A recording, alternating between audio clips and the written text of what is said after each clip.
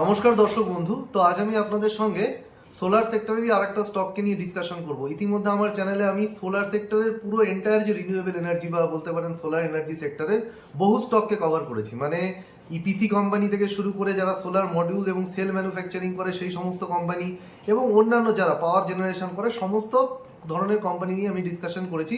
তো আজকে এই মানে যে ডিসকাশন আমরা যেগুলো করেছি অলরেডি, তার বাইরে একটা কোম্পানি মিস হয়ে গেছিলো আমার, সেটা হচ্ছে প্রিমিয়ার এনার্জি। তো প্রিমিয়ার এনার্জিকে নিয়ে আজকে ডিসকাশন করব। তো এটা কিন্তু হচ্ছে আপনার ম্যানুফ্যাকচারিং সাইডের কোম্পানি। মানে এরা হচ্ছে সোলার মডিউল এবং সোলার যে সেল আছে সেই সেল ম্যানুফ্যাকচার করে। তো সোলার মডিউল বানানোর জন্য আমরা জানি সোলার সেল লাগে। সেই সোলার সেল তারা বেসিক্যালি চায়না থেকে বেশিরভাগটা ইম্পোর্ট করে এবং বাকি যে অংশটা আছে তারা নিজেরাই এখানে বানায়। এবার যদি আমরা দেখে নিই যে তাদের ক্লায়েন্ট কারা, এই যে বিজনেস তাদের ক্লায়েন্ট হচ্ছে বিভিন্ন ইপিসি কোম্পানি। ইপিসি কোম্পানি কারা? ইপিসি কোম্পানি মানে হচ্ছে যারা সোলার প্ল্যান্ট সেট আপ করে ক্লায়েন্টকে দিয়ে দেয়। এবার সোলার প্ল্যান্ট সেট আপ করতে গেলে তো সোলার প্যানেল লাগবে, ওটাই হচ্ছে মেন র ম্যাটেরিয়াল বা মেন জিনিস। তো সেই সোলার প্যানেল তারা এই প্রিমিয়ার এনার্জির মতো কোম্পানির কাছ থেকে কেনে। এছাড়াও যে সমস্ত পাওয়ার জেনারেশন কোম্পানি আছে যেগুলোকে আমরা বলি ইন্ডিপেন্ডেন্ট পাওয়ার প্রডিউসার, বিভিন্ন গভর্নমেন্ট বা প্রাইভেট যে সমস্ত ক্লায়েন্ট আছে তাদেরকে পাওয়ার প্ল্যান্ট তৈরি করতে বলে। তো তারা কি করে, বেসিক্যালি পাওয়ার প্ল্যান্ট তৈরি করে যে পাওয়ার জেনারেশন করে সেগুলোকে তারা পাওয়ার পারচেজ এগ্রিমেন্টের মাধ্যমে ক্লায়েন্টকে বিক্রি করে। তো এই ধরনের কোম্পানিরও বেসিক্যালি পাওয়ার জেনারেশন করবার জন্য সোলার প্ল্যান্ট মানে সোলার প্যানেল লাগে। তো সেই সমস্ত সোলার প্যানেল এরা প্রিমিয়ার এনার্জির কাছ থেকে কেনে। প্লাস গভর্নমেন্টের যে সমস্ত প্রজেক্ট রয়েছে সেই সমস্ত বিভিন্ন গভর্নমেন্ট প্রজেক্ট, প্রাইভেট প্রজেক্ট, এই সমস্ত প্রজেক্টেও তারা কিন্তু সোলার প্যানেল সাপ্লাই করে। যদি খুব মানে এক্সাম্পলের সাহায্যে বলি, আপনারা নিশ্চয়ই শুনেছেন এই যে পিএম সূর্যঘর মুফত বিজলি যোজনা। এটা একটা এমন একটা যোজনা যেটা হচ্ছে বেসিক্যালি এই যে মানে কমার্শিয়াল এবং রেসিডেন্সিয়াল বিল্ডিং, মানে বাড়ির ছাদে আপনারা দেখেছেন যে এই যে সোলার প্যানেল বসায়। তো সোলার প্যানেল বসিয়ে তারা কি করে, পাওয়ার জেনারেশন করে। পাওয়ার জেনারেশন করলে কি হয়, ওই বিল্ডিং এর যে পুরো পাওয়ারের চাহিদা ওই মানে বাড়ির মাথায় যে বা ছাদে যে সোলার প্যানেল আছে ওখান থেকেই মিটে যায়, এবং এক্সট্রা যদি সোলার মানে মানে পাওয়ার জেনারেট হয় সেটাকে তারা গ্রিডে বেচে দিতে পারে। তো বেসিক্যালি এই যে বিভিন্ন রুফটপ সোলার প্যানেল বলুন বা পিএম কুসুম স্কিম বলুন, যেখানে দেখবেন এই যে কৃষকেরা তাদের যে জমি আছে না সেই জমির মধ্যে সোলার প্যানেল বসায় এবং গভর্নমেন্ট সেখানে ভর্তুকি দেয়। তো বেসিক্যালি এই যে কৃষকরা যে কৃষিকাজ করে সেই কৃষিকাজে যে পরিমাণ ইলেকট্রিসিটির মানে লাগে পাম্প চালানোর জন্য, মোটর চালানোর জন্য, তো বেসিক্যালি ওখান থেকে উঠে মানে ওই মানে সোলার যে প্যানেল সেখান থেকেই তাদের রিকোয়ারমেন্ট, ইলেকট্রিসিটির যে রিকোয়ারমেন্ট সেটা মিটে যায় এবং বাকিটা তারাও বিক্রি করে দিতে পারে। তো এই যে বিভিন্ন রকমের গভর্নমেন্ট প্রজেক্ট রয়েছে, এই সমস্ত গভর্নমেন্ট প্রজেক্টেও কিন্তু এরা এদের সোলার প্যানেল সাপ্লাই করে। তো এই হচ্ছে কোম্পানির ওভারঅল বিজনেস মডেল। এবার যেটা আমাদেরকে বুঝতে হবে সেটা হচ্ছে কোম্পানিতে কিন্তু একটা টেকনোলজিক্যাল ট্রানজাকশন মানে টেকনোলজিক্যাল ট্রানজিশন হচ্ছে। মানে এটা শুধুমাত্র এই কোম্পানির জন্য না, গোটা সেক্টরে কিন্তু একটা টেকনোলজিক্যাল ট্রানজিশন হচ্ছে। কিসের ট্রানজিশন? এই যে সোলার সেল কিসের জন্য লাগে? সোলার প্যানেল বানানোর জন্য। তো এই সোলার সেলের যে বেসিক্যালি যে টেকনোলজি আগে ছিল সেই টেকনোলজিটা অনেকটা পুরনো হয়ে গেছে, এখন সব নতুন টেকনোলজিতে শিফট করছে। তো বেসিক্যালি যে সোলার সেলের মানে সোলার সেল বানানোর টেকনোলজি ছিল সেটাকে বলা মানে যে টেকনোলজিটা এতদিন ইউজ হতো সেটা হচ্ছে পিইআরটি টেকনোলজি। তো এই পিইআরটি টেকনোলজি থেকে সমস্ত কোম্পানি কিন্তু ধীরে ধীরে মানে টপকন টেকনোলজি বলুন বা আরো মানে যেগুলো উন্নত টেকনোলজি রয়েছে সেই টেকনোলজিতে শিফট করছে। কেন শিফট করছে? কারণ এই যে পিইআরটি টেকনোলজিতে মানে যে সোলার সেল তার যতটা সোলার পাওয়ার আপনার জেনারেশনের ক্ষমতা, তার থেকে টপকন টেকনোলজিতে বেশি সোলার পাওয়ার একটা মানে মানে সোলার সেল বেশি সোলার পাওয়ার জেনারেশন করতে পারে। মানে খুব সহজ ভাষায় যদি আমি বলি, এই যে সোলার প্যানেলে যখন সূর্যের আলো এসে পড়ে তখন একটা আপনার মানে পিইআরটি টেকনোলজির যে সেল রয়েছে সেটা যতটা পরিমাণ সোলার পাওয়ার কনভার্ট করতে পারে ওই সোলার যে লাইট এসে পড়ে প্যানেলে, তার থেকে বেশি কিন্তু টপকন যে সেল আছে, টপকন সেল দিয়ে তৈরি প্যানেল কিন্তু বেশি পরিমাণ সোলার পাওয়ারকে কিন্তু কনভার্ট করতে পারে, মানে ইলেকট্রিসিটিতে কনভার্ট করতে পারে। তো পাওয়ার কনভার্সন রেট হচ্ছে বেশি হয়, প্লাস হচ্ছে এখানে ইলেকট্রিসিটি লসও কিন্তু কম হয়, যেটা পিইআরটি টেকনোলজিতে মানে পিইআরটি টেকনোলজি সেলে ইলেকট্রিসিটি লস কিন্তু বেশি হয়। তো এই কারণেই কিন্তু পুরো ইন্ডাস্ট্রি হচ্ছে আপনার এই টপকন টেকনোলজির দিকে শিফট করছে।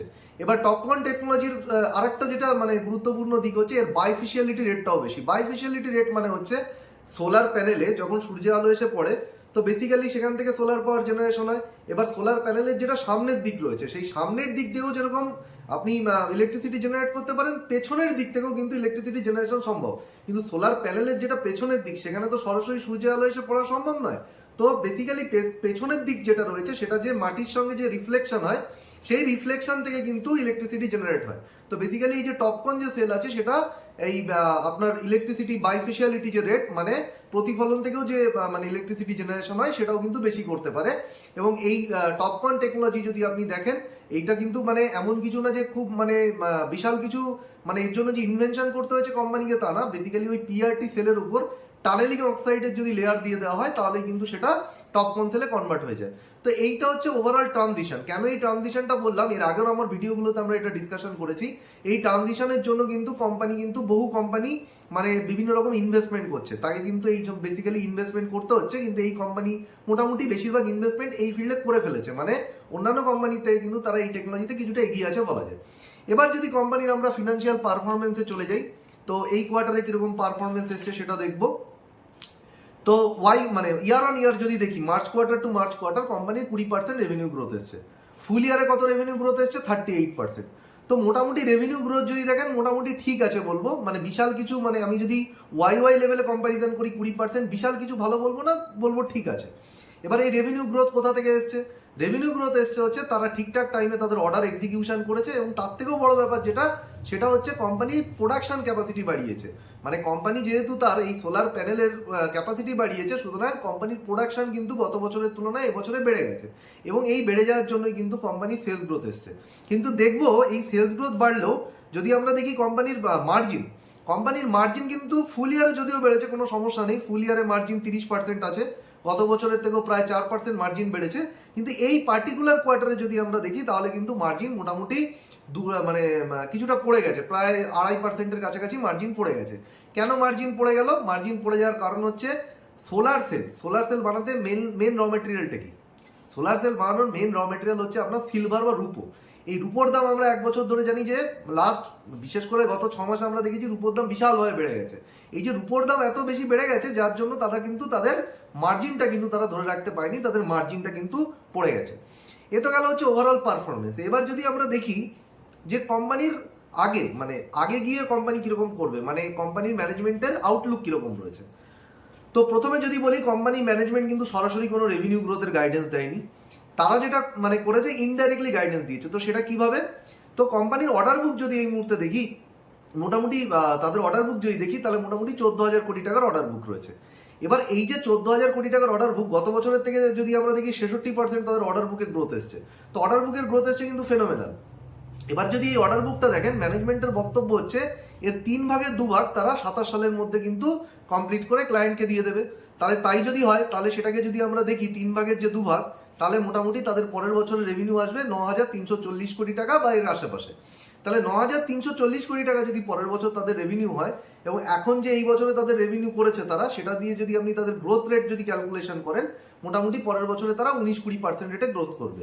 তো এগেন আমি বলবো যে তাদের যে গ্রোথের গাইডেন্স যেটা ইনডাইরেক্টলি আমরা পাচ্ছি সেটা কিন্তু মানে মোটামুটি অ্যাভারেজ ঠিকঠাক আছে। এবার এই যে 20% রেভিনিউ গ্রোথ তারা করবে, এই গ্রোথ করবার জন্য তারা কি কি ইনিশিয়েটিভ নিচ্ছে? কারণ এমন তো নয় যে কেউ হাওয়াতে এসে গ্রোথের গাইডেন্স দিয়ে দিল আর গ্রোথ চলে আসলো, তো গ্রোথ তো কখনো হাওয়ায় আসে না। তো এই যে তার জন্য যে সমস্ত ইনিশিয়েটিভ নিচ্ছে বা আদৌ তারা যে গ্রোথ করতে পারবে কিনা সেটা আমরা কি করে বুঝবো? দেখবো যে তারা এই মুহূর্তে কি কি কাজ করছে সেটাকে নিয়ে। তো যদি দেখি এই যে অর্ডার বুক আমি বললাম 14,000 কোটি টাকার অর্ডার বুক, এটা তো হচ্ছে আপনার অ্যামাউন্ট টার্মে। যদি আপনাকে মানে এটা যদি আপনি ভলিউম টার্মে দেখেন তাহলে মোটামুটি এই অর্ডার বুকটা হচ্ছে 9.38 গিগাওয়াট, মানে প্রায় 10 গিগাওয়াটের কাছাকাছি অর্ডার বুক আছে। এবার তার 3 ভাগের 2 ভাগ পরের বছর সে মানে কাজ শেষ করে ক্লায়েন্টকে দেবে, তাহলে মোটামুটি পরের বছর 6.3 গিগাওয়াট বা তার আশেপাশে কিন্তু তারা মানে মোটামুটি তারা অর্ডারের কাজ শেষ করে ক্লায়েন্টকে দিয়ে দেবে। এবার দেখতে হবে যে 6.3 গিগাওয়াট কাজ যদি তাদেরকে ক্লায়েন্টকে সাপ্লাই করতে হয়, তাহলে তাদের কাছে কি সেই পরিমাণ ক্যাপাসিটি আছে? তো উত্তর হচ্ছে একদম পারফেক্ট আছে, কোনো সমস্যা নেই। কোম্পানির কিন্তু মানে যে পরিমাণ অর্ডার বুক রয়েছে তার থেকে ক্যাপাসিটি অনেক বেশি আছে। গত 1 বছরে কোম্পানি কিন্তু হিউজ ক্যাপাসিটি এক্সপানশন করেছে। তো প্রথমেই যদি আমি বলি, গত বছরে যদি আপনি দেখেন কোম্পানির মোটামুটি সোলার প্যানেল যে ক্যাপাসিটি মানে মডিউল যে প্রোডাক্ট মানে ক্যাপাসিটি ছিল সেটা ছিল মোটামুটি আপনার 5 গিগাওয়াটের আশেপাশে, মানে 5.1 গিগাওয়াট। এই গোটা বছরে কোম্পানি 6 গিগাওয়াট ক্যাপাসিটি অ্যাড করেছে, তার মানে টোটাল ক্যাপাসিটি এখন কত? 11.1 গিগাওয়াট। তার মানে হিউজ ক্যাপাসিটি অ্যাড করেছে। তার মধ্যে যদি দেখি যে এই বছরে যে মেজর ক্যাপাসিটি সেটা এসছে কিন্তু এই কোয়ার্টারে, মানে এই কোয়ার্টারে কোম্পানির 5.6 গিগাওয়াট মানে প্রায় 5.5 থেকে 5.6 গিগাওয়াটের ক্যাপাসিটি কিন্তু কোম্পানির লাইভ হয়েছে। কোথায়? সেটা হচ্ছে আপনার সীতারামপুর বলে একটা জায়গা রয়েছে তেলেঙ্গানাতে। তো বেসিক্যালি এই যে 5.6 গিগাওয়াট ক্যাপাসিটি এই কোয়ার্টারে লাইভ হয়েছে, এটা কিন্তু মোটামুটি এই মুহূর্তে ভারতবর্ষে যত সোলার পাওয়ার মানে আপনার প্ল্যান্ট রয়েছে তার মধ্যে অন্যতম কিন্তু একটা বড় প্ল্যান্ট। তো কোম্পানি কিন্তু সোলার পাওয়ার প্ল্যান্ট অ্যাড করেছে। দ্বিতীয় যদি আমরা দেখি তাহলে মানে এখান থেকে আমরা বুঝতে পারছি যে কোম্পানির যে ক্যাপাসিটি আছে সেখান থেকে ইজিলি সে তার অর্ডার বুক মানে তার যে অর্ডার রয়েছে সেটা সে ডেলিভারি করে দিতে পারবে। এবার যদি আমরা দেখি যে সোলার সেল ক্যাপাসিটি, কোম্পানির কিন্তু সোলার সেল আমি প্রথমেই বলেছিলাম তারা বেশিরভাগটা চায়না থেকে আনে। এবার চায়না থেকে আনার পরেও তারা কিন্তু নিজেরাও সোলার সেল ম্যানুফ্যাকচারিং করে, এবং সোলার সেল ম্যানুফ্যাকচারিং কিন্তু এই মুহূর্তে সব থেকে গুরুত্বপূর্ণ বিষয়। কেন সেটা আমাকে মানে আমি মানে আগেই মানে ভিডিওর আগে গিয়ে বলছি। সেটা হচ্ছে যদি আপনি দেখেন যে এই মুহূর্তে তাদের সোলার সেল ক্যাপাসিটি সেটা 3.6 গিগাওয়াট ছিল, এবং কোম্পানি আরও 7 গিগাওয়াট কিন্তু এই বছরের মধ্যে নিয়ে আসতে চলেছে। মানে ধরুন এর মেজরিটিটা তাদের জুলাই মাসে চলে আসবে, আর বাকি যেটা পোর্শনটা থাকবে এই 7 গিগাওয়াটে সেটা চলে আসবে সেপ্টেম্বর মাসে। মানে পুরো 7 গিগাওয়াট এই বছর যদি চলে আসে তাহলে তাদের টোটাল ক্যাপাসিটি হবে হচ্ছে আপনার 3.6 প্লাস 7 মানে যোগ করলে হচ্ছে আপনার 10.6 গিগাওয়াট। এই যে 10.6 গিগাওয়াট ক্যাপাসিটি কোম্পানি চলে আসবে, তো এই কোম্পানি এই যে সোলার ক্যাপাসিটি, একটা জিনিস খেয়াল করে দেখুন, কোম্পানির মডিউল ক্যাপাসিটি কিন্তু অনেক বেশি 11 গিগাওয়াটের উপর, বাট সোলার সেল ক্যাপাসিটি এখনো পর্যন্ত যদি দেখেন তাহলে অনেক কম। তার মানে দেখতে পাচ্ছেন যে এই যে গ্যাপটা রয়েছে, মানে সোলার মডিউল বানানোর জন্য তো সোলার সেল লাগবে, তো সোলার মডিউল ক্যাপাসিটি যদি 11 গিগাওয়াট হয় আর সোলার সেলের ক্যাপাসিটি যদি 3.6 গিগাওয়াট হয়, তার মানে এখান থেকে বোঝাই যাচ্ছে বাকি সেলটা মানে বেশিরভাগ সেল তারা চায়না থেকে ইম্পোর্ট করে। তো কোম্পানি এই ইম্পোর্ট ডিপেন্ডেন্সি পুরো শেষ করে দিতে চাইছে। কোম্পানি চাইছে যে সোলার সেল তারা সম্পূর্ণ ইন হাউস ডেভেলপমেন্ট করবে। কেন এটা করছে তার আরেকটা কারণ হচ্ছে, আমি এর আগের ভিডিওতেও বলেছি যে এএলএমএম যে স্কিম সেই অনুযায়ী মানে গভর্নমেন্টের বক্তব্য হচ্ছে যে গভর্নমেন্টের যে সমস্ত প্রজেক্ট চলে, সে রুফটপ সোলার প্রজেক্ট হোক বা আপনার গ্রাউন্ড মাউন্টেড প্রজেক্ট হোক, সমস্ত ধরনের প্রজেক্টে যদি কোনো কোম্পানিকে যদি সোলার প্যানেল সাপ্লাই করতে হয় তাহলে ইন্ডিয়ান যে সোলার সেল দিয়েই কিন্তু তাকে প্যানেল তৈরি করতে হবে, তবেই সে কিন্তু গভর্নমেন্টের স্কিমে সাপ্লাই করতে পারবে এবং যে ইনসেন্টিভ আছে তার জন্য সে এলিজিবল হবে। তো বেসিক্যালি এই জন্য কোম্পানি কি করছে, এই যে মানে এএলএম যে 2 এর বেনিফিট পাওয়ার জন্য কিন্তু এই সোলার সেল ক্যাপাসিটি কিন্তু রেডি করে ফেলেছে। এর কারণটা হচ্ছে মানে এত হিউজ ক্যাপাসিটি রেডি করছে, এর কারণ হচ্ছে তারা ভবিষ্যতে চায়না থেকে আনতে চায় না, কারণ তারা গভর্নমেন্ট প্রজেক্টের ইনসেন্টিভ পাবে না। এবং প্রসঙ্গত বলে রাখি, এই যে জুন মাসের 1 তারিখ, তো এই জুন মাসের 1 তারিখে কিন্তু এটা চালু হয়ে গেছে, এই যে ALM2 এটা কিন্তু গভর্নমেন্ট পুরো লাগু করে দিয়েছে। তো যেহেতু এটা চালু হয়ে গেছে, এখন থেকে মানে এই জুন মাসের পর থেকে যে কোনো গভর্নমেন্ট প্রজেক্টে কিন্তু ইন্ডিয়ান মেড সোলার সেল মানে ইউজ হবে, কোনো বাইরের চায়না থেকে সোলার সেল এনে কিন্তু প্যানেল বানিয়ে সাপ্লাই করা যাবে না। তো এর জন্য কিন্তু কোম্পানি কিন্তু ক্যাপাসিটি মানে নিজস্ব ক্যাপাসিটি কিন্তু তারা এতটাই মানে বাড়িয়েছে সোলার সেল ক্যাপাসিটি। এবার যদি দেখি সোলার সেল তো হয়ে গেল, কোম্পানি এছাড়াও কিন্তু অনেক ব্যাকওয়ার্ড ইন্টিগ্রেশন করছে। মানে একটা সোলার প্ল্যান্ট বানাতে গেলে মানে তাদের ক্লায়েন্ট কারা, তাদের ক্লায়েন্ট হচ্ছে ওই যে সোলার ইপিসি কোম্পানি বললাম, তারা এসে কি করে কোম্পানি থেকে সোলার প্যানেল কেনে। কিন্তু কোম্পানি এখন কি করছে, শুধু সোলার প্যানেল না, সোলার প্যানেলের সাথে যা যা লাগে সব কিছু তারা বানাতে শুরু করে দিয়েছে। তো কেন দিচ্ছে, কারণ যাতে তারা ক্লায়েন্টকে সব কিছুই সেল করতে পারে। তো যদি আমি দেখি মানে ধরুন মোটামুটি সোলার সেল তো আমি বলেই দিলাম, প্লাস তারা এই যে সোলার সেল তৈরি করতে গেলে লাগে হচ্ছে সিলিকনের ওয়েফার, সেই সিলিকনের ওয়েফারের ফ্যাসিলিটিও কিন্তু তাদের 28 সালের মধ্যে রেডি হয়ে যাবে। তো মোটামুটি তাদের 10 গিগাওয়াটের সিলিকন ফ্যাসিলিটি কিন্তু তারা আনতে চলেছে 28 সালের মধ্যে। 5 গিগাওয়াট পরের বছর চলে আসবে, আর 5 গিগাওয়াট আসবে 28 সালে। তার সঙ্গে সঙ্গে যদি আমরা দেখি এই যে ব্যাটারি কন্টেনার, তো বেসিক্যালি পাওয়ার স্টোর করার জন্য ব্যাটারি লাগে, তো ব্যাটারির যে কন্টেনার, সেই ব্যাটারি কন্টেনারেরও কিন্তু তারা প্রায় 6 গিগাওয়াটের প্ল্যান্ট আনছে কিন্তু মানে আগামী বছরের মার্চ মাসের মধ্যে। এটা গেল। প্লাস কোম্পানি যদি দেখেন কে সোলার বলে একটা কোম্পানিকে অ্যাকুইজিশন করেছে। এই কে সোলার কি করে, সোলার ইনভার্টার মানে। তো কোম্পানি বেসিক্যালি সোলার ইনভার্টার বানানোর জন্য এই কোম্পানিকে অ্যাকুইজিশন করেছে। তো মোটামুটি এই মানে অ্যাকুইজিশনের কাজ এই বছরের শেষ হওয়ার আগেই মানে মোটামুটি হয়ে যাবে, 26 সালের মধ্যেই হয়ে যাবে, এবং এটা প্রায় 3 গিগাওয়াটের ক্যাপাসিটি আনছে। মানে কোম্পানি এগুলো আনার উদ্দেশ্য কি, যে যাতে করে তারা ব্যাটারি থেকে শুরু করে ইনভার্টার যা যা লাগে সব কিছুই যাতে তারা বেচতে পারে। তার সঙ্গে সঙ্গে হচ্ছে অ্যালুমিনিয়ামের ফ্রেম। অ্যালুমিনিয়ামের ফ্রেমটা কি, এই যে সোলার যে মডিউলগুলো বা প্যানেলগুলো থাকে না, তো একটা প্যানেলের সঙ্গে আরেকটা প্যানেলকে জুড়তে মানে প্যানেলের যে মানে ধাঁচ থাকে যেখানে প্যানেলটাকে সেট করা হয়, তার জন্য অ্যালুমিনিয়ামের ফ্রেম লাগে। এই অ্যালুমিনিয়াম ফ্রেমও তারা সম্পূর্ণভাবে এতদিন বাইরে থেকে আনতো, এটাও কিন্তু তারা নিজেরা বানাবে। এর জন্য কিন্তু তারা প্রায় 36,000 মেট্রিক টনের কিন্তু ক্যাপাসিটি অ্যাড করতে চলেছে। তো এর মধ্যে 18,000 মেট্রিক টন আসবে হচ্ছে আপনার 27 সালে, আর বাকি 18,000 আসবে হচ্ছে 28 সালে। মানে আমরা বুঝতে পারছি কিভাবে কোম্পানি পুরোপুরি ব্যাকওয়ার্ড ইন্টিগ্রেশন করছে। এবং তার সঙ্গে সঙ্গে যেটা আর একটা জিনিসও করেছে সেটা হচ্ছে ট্রান্সফরমার। ট্রান্সকন বলে একটা ট্রান্সফরমার কোম্পানিকে কিন্তু তারা তাদের 51% স্টেক কিন্তু অ্যাকুইজিশন করেছে। এর ফলে কি হয়েছে, কোম্পানি কিন্তু ট্রান্সফরমার সেগমেন্টেও ঢুকে গেল। সুবিধা কি হলো, যাকে তারা সোলার প্যানেল বেচতো এতদিন, সেই সমস্ত মানে কাস্টমারকেই তারা এখন থেকে ট্রান্সফরমার বেচবে। এবং এই শুধু মানে আরেকটা যেটা ইম্পর্টেন্ট জিনিস হচ্ছে, এতদিন পর্যন্ত মানে এই কোম্পানি মানে প্রিমিয়ার একে অ্যাকুইজিশন করার আগে এই কোম্পানি শুধু লো ভোল্টেজ ট্রান্সফরমার বানাতো, মোটামুটি লো মার্জিন যেসব ট্রান্সফরমার রয়েছে। এখন যে কোম্পানি মানে ট্রান্সফরমারের দিকে ফোকাস করছে সেটা কিন্তু এক্সট্রা হাই ভোল্টেজ যেসব ট্রান্সফরমার, পাওয়ার গ্রিডে যে সমস্ত ট্রান্সফরমার লাগে সেই ধরনের ট্রান্সফরমারের দিকে কিন্তু ফোকাস করছে। তার মানে আমরা দেখতে পাচ্ছি যে কোম্পানি কিন্তু এই কোম্পানিকে যেটাকে অ্যাকুইজিশন করেছে সেখান থেকে এই যে আমরা জানি যে ডেটা সেন্টারের অর্ডার আগামী দিনে বিশাল বাড়তে চলেছে, তো পাওয়ার গ্রিডে থেকে যে হিউজ ট্রান্সফরমারের অর্ডার আসে সেই জিনিসটাকে কিন্তু কোম্পানি ক্যাপচার করতে মানে চাইছে। তো এর জন্য আমরা দেখতে পাচ্ছি কোম্পানি এটা করেছে। প্লাস টোটাল যে ক্যাপাসিটি রয়েছে মানে এই মানে কোম্পানি যে যে ভোল্টেজের ট্রান্সফরমার বানায় সেটাও কিন্তু প্রায় 7 গুণ পর্যন্ত তারা ক্যাপাসিটি বাড়াচ্ছে। তো ওভারঅল এই যে ব্যাকওয়ার্ড ইন্টিগ্রেশন হচ্ছে, যেটা আমার বক্তব্য হচ্ছে কোম্পানি যখনই এগুলো ইনহাউস ম্যানুফ্যাকচার করবে, বাইরে থেকে আনা বন্ধ করে দেবে, কোম্পানির মার্জিন বেড়ে যাবে। সুতরাং আমরা দেখতে পাচ্ছি কোম্পানির লং টার্ম মার্জিন আউটলুক কিন্তু ফাটাফাটি। কিন্তু এখানে যেটা মানে আমাদের বুঝতে হবে সেটা হচ্ছে, এটা আমি লং টার্মে বললাম, এগুলি কিন্তু এখনই রেডি হয়ে যাচ্ছে না, এগুলি কিন্তু স্টেপ বাই স্টেপ আসতে চলেছে। কিন্তু যদি শর্ট টার্মে আমরা দেখি, শর্ট টার্মে কিন্তু কোম্পানির সামনে কিন্তু বেশ কিছু চ্যালেঞ্জ রয়েছে। প্রথম চ্যালেঞ্জ কি? প্রথম চ্যালেঞ্জ হচ্ছে মিডিল ইস্টের যুদ্ধ। কিন্তু এখানে একটা মজার ব্যাপার আছে। আপনি যদি আমাকে জিজ্ঞেস করেন যে দাদা, আপনিও যদি নিজেও পড়াশোনা করেন স্টকটা, আপনি দেখবেন যে মিডিল ইস্টে কিন্তু এদের কোনো ব্যবসা নেই। এমন নয় যে ক্লায়েন্ট মানে এদের মিডিল ইস্টে কোনো ক্লায়েন্ট আছে। কোম্পানি 99% রেভিনিউ আসে হচ্ছে ইন্ডিয়া থেকে, আর 1% আসে এক্সপোর্ট থেকে। তো মিডিল ইস্টের সঙ্গে কোনো সম্পর্ক নেই। এমনও নয় যে মিডিল ইস্টের থেকে তারা র ম্যাটেরিয়াল এদেশে মানে মানে কি বলে ইম্পোর্ট করে, সেটাও করে না। তাহলে মিডিল ইস্ট কিভাবে এফেক্ট করলো? মিডিল ইস্টে যে যুদ্ধ হচ্ছে তার জন্য কি হয়েছে, ক্রুড অয়েলের দাম বেড়ে গেছে। আর ক্রুড অয়েল থেকে কিন্তু এই সোলার প্যানেল বানানোর জন্য যে সমস্ত আপনার কিছু কিছু র ম্যাটেরিয়াল লাগে, যেমন হচ্ছে কিছু কিছু অ্যাডেসিভ লাগে যেগুলো ওই সোলার সেলকে জুড়ে সোলার মডেল বানানোর জন্য লাগে, সেই সমস্ত জিনিস বা কিছু কিছু পলিমার রিলেটেড যে সমস্ত মানে ম্যাটেরিয়াল রয়েছে সেইগুলো কিন্তু এই ক্রুড অয়েলের ডেরিভেটিভ। তো যেহেতু ক্রুড অয়েলের দাম বেড়ে গেছে, তো সেই জিনিসগুলোরও দাম বেড়ে গেছে। তো এই জিনিসের কিন্তু মানে আগামী কিছুদিন পর্যন্ত কিন্তু তারপর একটা চাপ থাকবে। এটা কিন্তু মানে এই মিডিল ইস্ট ওয়ারের মানে বলতে পারেন ইনডাইরেক্ট এফেক্ট। প্লাস যদি আমি কি বললাম, লজিস্টিক্স কস্টও কিন্তু একটা চ্যালেঞ্জ। এমন নয় যে মিডিল ইস্ট থেকে তারা আমদানি করছে, কিন্তু ধরুন তারা চায়না থেকে আমদানি করছে, কিন্তু যেখান থেকেই তারা আমদানি করুক না কেন, ওই স্টেট অফ হরমুজ যে হরমুজ প্রণালী রয়েছে ওর মধ্যে দিয়েই কিন্তু সবাইকে আসতে হয়। তো হরমুজ প্রণালী বন্ধ থাকলে ঘুর পথে আসতে হয়, যার জন্য লজিস্টিক্স কস্টও বেড়ে যাবে। লজিস্টিক্স কস্ট বেড়ে যাওয়া হচ্ছে এগেইন মার্জিনের জন্য আরেকটা চ্যালেঞ্জ, মার্জিনের জন্য একটা চ্যালেঞ্জ।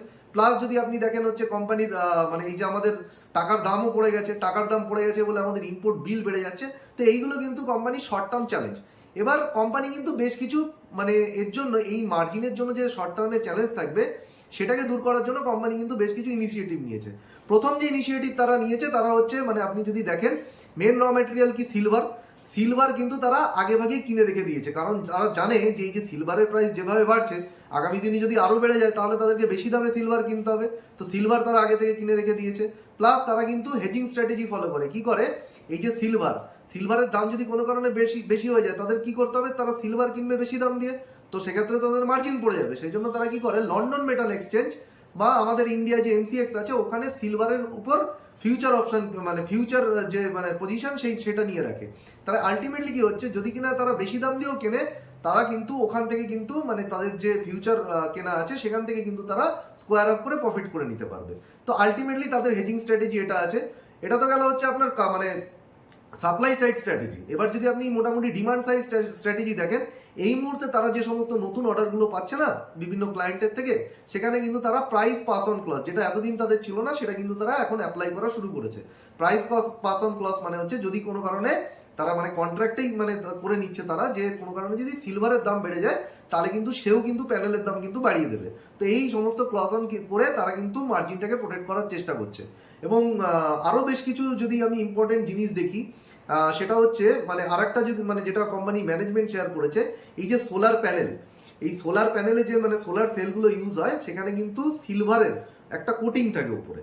সেই সিলভারের কোটিংটা না অনেকটা পুরু কোটিং হয়। এই পুরু কোটিংটাকে না তারা অনেক কমিয়ে একদম পাতলা কোটিং করছে। এতে কি হচ্ছে, তাদের এই যে মানে সিলভারের যে মানে যতটা সিলভার তাদের আগে কিনতে হতো তার থেকে কিন্তু 10% কম সিলভার কিনতে হচ্ছে। মানে এটা কেন করছে তারা, যাতে সিলভারের উপর ডিপেন্ডেন্সি কমে, প্লাস এতে কি হয়েছে, এই যে প্যানেল আগের থেকে বেশি সূর্যের আলোকে অ্যাবজর্ব করতে পারছে এবং বেশি পাওয়ার জেনারেশন করতে পারছে, তো এইটা তাদের সুবিধা হচ্ছে।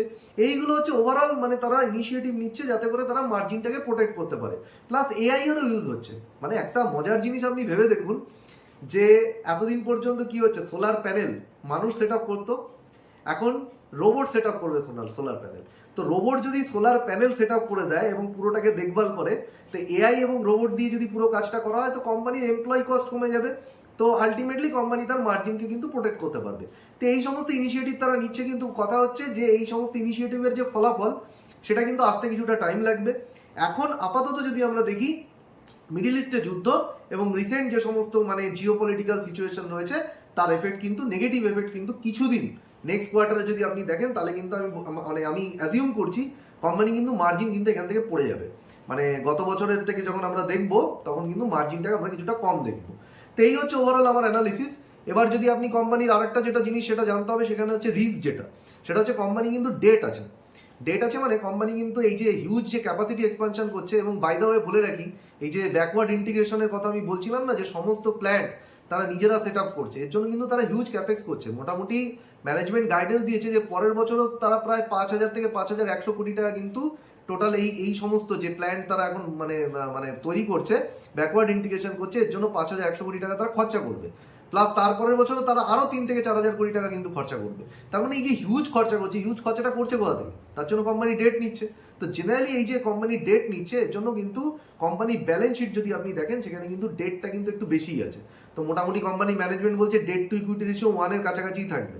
এবার যদি ডেট টু ইকুইটি রেশিও বেশি হয় এবং কোনো কারণে যদি কোম্পানির মার্জিন এবং প্রফিট পড়ে যায়, তখন কিন্তু কোম্পানির জন্য আপনি বলতে পারেন সেটা কিন্তু একটু হলেও কোম্পানির জন্য রিস্কি সিচুয়েশন হয়। তার কারণটা হচ্ছে কোম্পানি ইন্টারেস্ট কস্ট বেড়ে যাবে, এবং কোম্পানি সেই ইন্টারেস্ট কস্টটা যদি প্রফিট জেনারেট না করতে পারে, তাহলে শোধ করতে অসুবিধা হবে। এই একটা আমার কনসার্ন এখানে আমি মানে রয়েছে, যেটা এই ক্যাপেক্স যেহেতু চলছে তার, সেই জন্যই সেই ডেটটা নিয়েছে। তো এবার যদি আপনি দেখেন cash flow from operation, company cash flow from operation positive, কিন্তু ফ্রি ক্যাশ ফ্লো কিন্তু negative. Free cash flow negative কেন? তার কারণটা হচ্ছে এই যে হিউজ ক্যাপেক্স করছে ডেট নিয়ে। ক্যাপেক্স যখনই করবে, তার ফ্রি ক্যাশ ফ্লো কিন্তু জেনারেলি নেগেটিভ হবে। তো ওভারঅল কিন্তু এই যে ওয়ার্কিং ক্যাপিটাল সাইড যদি আপনি দেখেন, ডেট এবং ওয়ার্কিং ক্যাপিটাল, এখানে কিন্তু একটু প্রবলেম রয়েছে। এবার ওয়ার্কিং ক্যাপিটালে প্রবলেম হওয়ার একটা কারণ হচ্ছে ইন্টেনশনাল, কারণ আমরা জানি সমস্ত কোম্পানি, এর আগের ভিডিওগুলোতেও বলেছি, ইনভেন্টারি কিন্তু তারা বেশি বেশি করে কিনে রেখে দিচ্ছে আগে থেকে, প্লাস রিসিভেবলেরও সমস্যা সমস্ত কোম্পানির কিন্তু মোটামুটি একটু রয়েছে। তো এই হচ্ছে আমার ওভারঅল অ্যানালিসিস। যদি আপনি দেখেন মানে এই মুহূর্তে দাঁড়িয়ে কোম্পানি যে জায়গায় আছে, সেখান থেকে নিয়ার টার্ম যদি আপনি বলেন মানে আপসাইড পোটেনশিয়াল, সেটা কিন্তু নিয়ার টার্মে কিন্তু কিছুটা চ্যালেঞ্জিং। আপসাইড পোটেনশিয়াল নিয়ার টার্মে একদম নেই তা নয়, এখান থেকে হয়তো মোটামুটি 15-20-30% ম্যাক্সিমাম পড়ে যেতে পারে, কিন্তু ডাউন সাইডও কিন্তু অনেকটা আসার সম্ভাবনা রয়েছে। যদি আপনি লং টার্মে দেখেন, তাহলে কিন্তু কোম্পানির প্রসপেক্ট অনেক ভালো, কারণ এই যে সমস্ত কাজ করছে, এই মানে মানে সোলার মডিউল ম্যানুফ্যাকচারিং এ কিন্তু কোম্পানি কিন্তু মানে তার যে কম্পিটিটর যারা রয়েছে, তাদের থেকে কিন্তু বেশ ভালো জায়গায় আছে, এবং আমেরিকার সঙ্গে কিন্তু কোনো সম্পর্ক এই মুহূর্তে কোম্পানি নেই। তো একটা জিনিস কি, কোম্পানি ধীরে ধীরে করে কিন্তু আমেরিকা এবং ইউরোপে ঢোকার প্ল্যান করছে, কারণ ইউরোপে কিন্তু ইউরোপের মার্কেটে বিশাল অপরচুনিটি রয়েছে, বিশেষ করে এই আপনার সোলার প্যানেলে। কিন্তু আমেরিকান মার্কেট যদি আপনি দেখেন, সেখানে ডোনাল্ড ট্রাম্পের 1000টা নাটক লেগে রয়েছে, কিন্তু তা সত্ত্বেও কোম্পানি জানে যে ইন্ডিয়াতে যদি সেল ম্যানুফ্যাকচারিং করে আমেরিকাতে এক্সপোর্ট করে, তাহলে তো ডোনাল্ড ট্রাম্প 126% তারিফ চাপিয়ে দেবে। সেই জন্য কোম্পানি কি করছে, ইন্ডিয়াতেই মানে সরি ভুল বললাম, আমেরিকাতে গিয়েই মানে কিছু কোম্পানির সঙ্গে জয়েন্ট ভেঞ্চার করার চেষ্টা করছে, যাতে ওখানেই সোলার সেল বানানো যায়। তাহলে কি হবে, আমেরিকান গভর্নমেন্টের থেকে ট্যাক্সে বেনিফিটও পাবে। কিন্তু এগুলো এখনো পরিকল্পনা স্টেজে রয়েছে, এগুলো কিছু ফাইনালাইজেশন হয়নি। তো ওভারঅল হচ্ছে লং টার্মে যদি আপনি দেখেন, কোম্পানির প্রসপেক্ট ঠিক আছে। শুধু একটা জিনিস আপনাকে ট্র্যাক করতে হবে, মাথায় রাখবেন, যেটা গোটা সেক্টরের জন্য রিস্ক। ভারতবর্ষে কিন্তু এই সোলার মডিউল সারা বছরে যা জেনারেশন হয়, যতটা দরকার আছে তার থেকে অনেকটা বেশি, এবং এতটা বেশি জেনারেট হয়। তো আমার কথা হচ্ছে, যদি ওভার সাপ্লাই হয়ে যায় কোনো জিনিসের, যদি সাপ্লাই ডিমান্ডের থেকে বেশি বেড়ে যায়, তাহলে কিন্তু প্রাইস পড়ে যাবে, এবং প্রাইস যদি পড়ে যায়, তাহলে আলটিমেটলি কিন্তু কোম্পানি গিয়ে প্রফিট করতে পারবে না। সুতরাং এখানে একটা জিনিস দেখতে হবে, এক্সপোর্ট মার্কেটে ঢোকারও কিন্তু কিছুটা জরুরি আছে, মানে প্রয়োজন এখানেই। তার কারণটা হচ্ছে, এই কোম্পানির তো আমি বললামই তো 99% ইন্ডিয়াতে ব্যবসা।